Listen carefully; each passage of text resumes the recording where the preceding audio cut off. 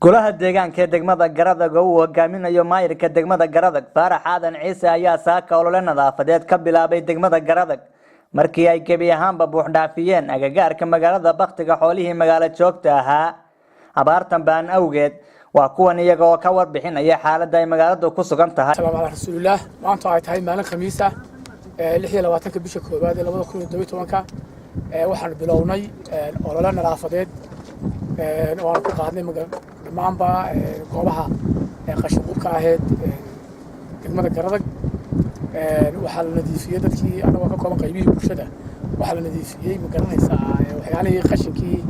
ay deegaanka si loo dagaalamo ma garanaysaa bil xumaanta waxa kale oo markaan aan halkaan ka baaqaynaa anagoo ku aragnay ma garanaysaa dibadan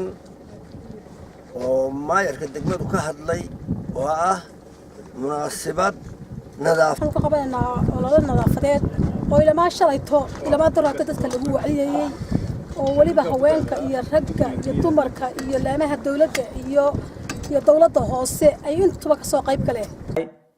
dhinaca kale waxa uu maayirka degmada Garadag Faarax Aadan Ciise iyo gudoomiyaha xoghaynta gudida abaaraha ee heer degmo Aadan Cabdi Hoori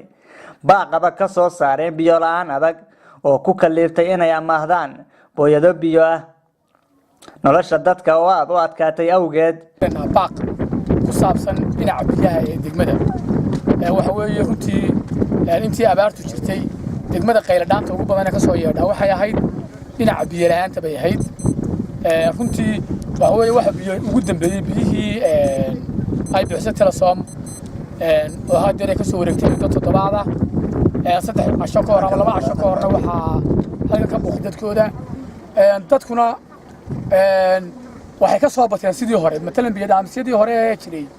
iyo kuwan iminka la sameeyay qof walba in gurigiisa loogu tagaabay doonaysaa markaan dadkii organize garaynay qolo walba aanu shan reer iyo 2017 ayaa waxaanu baaq u direynaa xukuumadda Jamhuuriyadda Soomaaliland iyo guddiga abaaraha dhammaantoodba iyo cid kasta oo hay'adaha samafalka dhammaanba waxaanu baaq u direynaa in dhibaato biyo iyo xoolaba markaa ma hayno haba yaraatee wax biyo aan dadkii ku geyno awla anagu markii hore marba wixii xukuumaddan ka soo gaadhiso barnaamij ayaan u sameynay oo maalinle ah iyadoo aan dadku iyo xoolaha midna aan soo aroorin ayaan u farsamayn jiray markaa maanta wax biyo iyo haba yaraatee lacag aan biyo ugu diraa aanay sin jirin iyo Maxamed Aadan Jaamac Maxamed Kaafi wararka telefishinka caalamiga Universal TV degmada Garadag.